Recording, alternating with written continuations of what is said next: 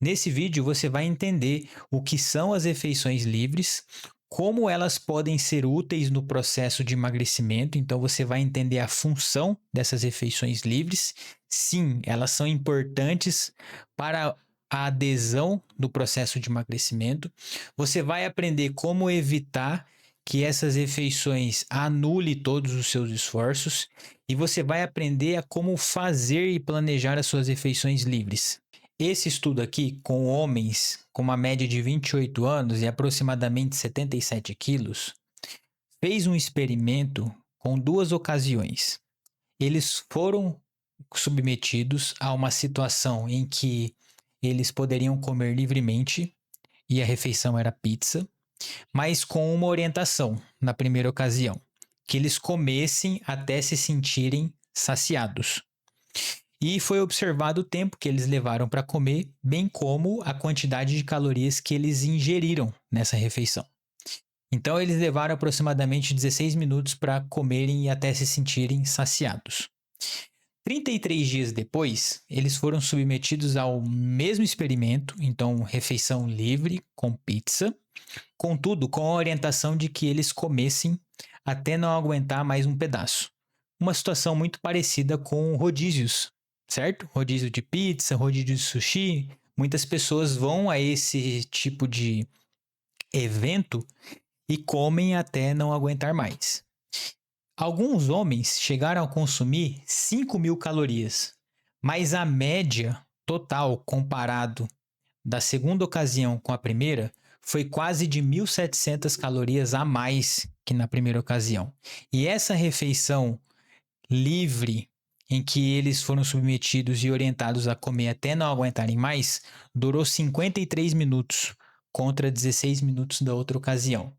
Veja, nas duas situações eles poderiam comer livremente. Nas duas situações eles comeram até ficar saciado. Porém, na segunda situação eles comeram até não aguentar mais, o que elevou bastante o consumo calórico. Se uma pessoa chegou a consumir 5.000 calorias, o que não é incomum de acontecer quando as pessoas vão em rodízio de pizza, imagina que essa pessoa estivesse no processo de emagrecimento fazendo um déficit calórico de 500 calorias por dia, para perder aproximadamente 700 gramas de gordura a cada 7 dias, a cada 10 dias, né? Perdão, a cada 10 dias. Em uma refeição livre, essa pessoa conseguiria anular todo o seu déficit calórico de 10 dias. Então veja, uma refeição livre que não é bem planejada, em que há exagero e descontrole alimentar, pode facilmente dificultar o processo de emagrecimento. Se essa refeição acontece 2 vezes em um intervalo de 2 semanas, o saldo não seria só nulo, neutro, mas seria ainda de superávit calórico, ou seja, esse mesmo indivíduo que estaria no processo de emagrecimento fazendo um déficit calórico de 500 calorias dia, estaria engordando caso ele fizesse 2 refeições livres de 5.000 calorias num período de 2 semanas. Então é muito fácil, em partes, para muitas pessoas, consumir uma refeição livre com um aporte calórico muito grande, ao passo em que isso anule o processo de emagrecimento. Então a gente vai falar aqui como você pode evitar isso, mas antes é importante a gente entender que a refeição livre ela tem uma função, tá? E ela é importante. Eu trabalho com refeição livre com todos os meus pacientes. Alguns pacientes vão ter uma refeição livre por semana, outros vão ter 2, outros vão ter 3. Depende muito do autocontrole, do ambiente, da relação com a comida, dentre outros fatores, para eu determinar qual é o número de refeições ideal. O importante é que essas refeições estejam dentro do planejamento alimentar.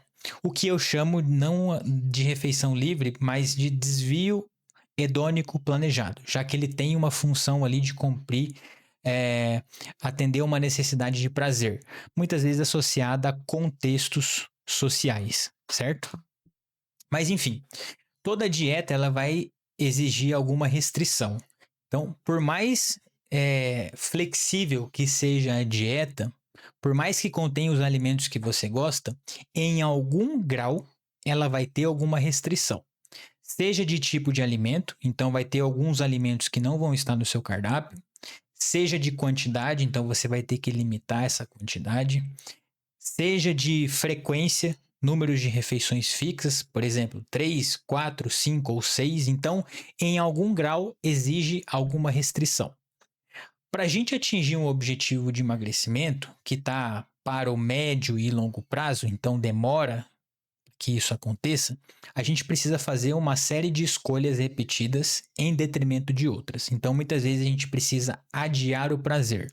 Então, quando você sente vontade de comer sorvete, pizza, sushi, e não é o momento, não é o dia da refeição livre, você vai sentindo essas vontades, esses impulsos, esses desejos alimentares, você tem que fazer uma escolha naquele momento, que é não comer. Então, você vai estar se privando em detrimento de uma recompensa que é maior e está mais distante no tempo. Por outro lado, quando você escolhe esses alimentos, você se desvia do planejamento, você está escolhendo uma recompensa que é menor, porém mais imediata, que vai atender ali uma necessidade hedônica do organismo. O problema é que para a gente atingir esse objetivo, a gente vai dizer muitos nãos para os nossos desejos. E dizer não gera um desconforto no nosso organismo, gera um pequeno estresse psicológico que vai se somando ao longo do tempo. O que eu estou querendo dizer? Aonde eu estou querendo chegar? Que toda dieta ela é restrita e, portanto, vai ser necessário que a gente se prive diversas vezes até a gente chegar ao nosso objetivo. Essa privação ela gera alguns pequenos estresses psicológicos. E esse desejo que a gente vai inibindo, essa impulsividade, que vai exigir bastante autocontrole, controle inibitório, que é a nossa capacidade de inibir esse impulso em virtude de atingir um objetivo maior que está no longo prazo, ele não é um recurso infinito, ele é um recurso finito. E o desejo, toda vez que a gente se priva, que a gente não cede a um impulso alimentar, esse desejo ele pode ir ficando cada vez maior. Ao passo que, quando ele se torna muito grande, ele vai ultrapassar a nossa capacidade de inibir, e aí é onde vai acontecer o descontrole, o exagero, vai acontecer o desvio propriamente dito da dieta. Só que o desvio da dieta tem problemas. Geralmente causa culpa, causa frustração, causa preocupação, causa medo de engordar. E isso são fatores que estão associados a mais ganho de peso e não ao emagrecimento. São mais estresse psicológico que dificultam o processo de emagrecimento. Inclusive, eu tenho um vídeo sobre estresse que você pode assistir depois, que vai te explicar melhor como o estresse afeta e sabota o seu processo de emagrecimento. Mas, em resumo, o desvio não planejado, a falha, o desvio que aconteceu ali por impulsividade, ele tende a causar esse desconforto e mais estresse.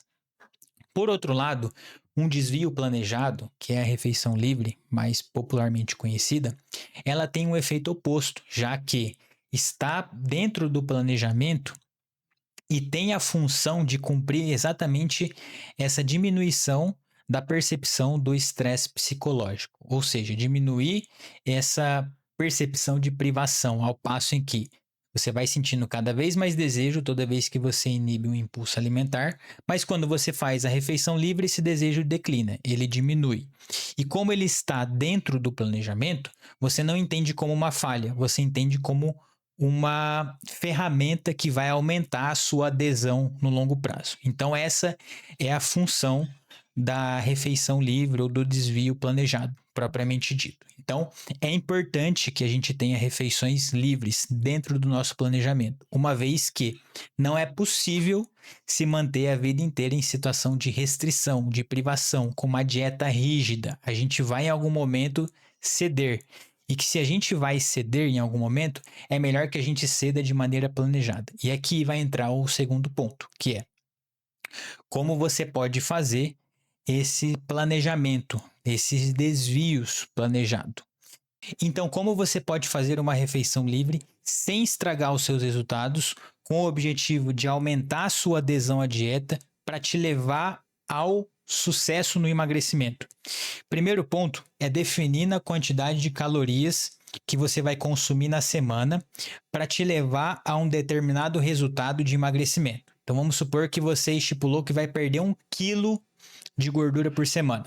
Vai ser necessário que você faça um déficit calórico de 7.700 calorias. Então você vai consumir uma quantidade X de calorias. Você vai pegar parte dessas calorias e vai reservar para a refeição livre ou para as refeições livres. Isso vai depender se vai ser a refeição ou as refeições livres, o quanto você reservou de calorias para essa ou essas refeições. O que eu sugiro e o que eu faço com meus pacientes? Quando eu reservo uma quantidade pequena de calorias para a refeição livre, por exemplo, 1.000 calorias, a gente delimita uma refeição livre só. Porque com 1.000 calorias, se eu fraciono em duas, vai ser 500 calorias em cada refeição. Dificilmente eu vou atingir o objetivo de regulação hedônica, de regulação do prazer, da privação, do estresse que eu estou sentindo de fazer a dieta e seguir a dieta, sendo que são poucas calorias para que eu consiga escolher uma quantidade ali adequada de alimentos que eu mais gosto, que geralmente são alimentos mais palatáveis, com tão poucas calorias. Então, quando é 1.000 calorias, 700 calorias, é mais adequado que você escolha fazer só uma refeição livre na semana.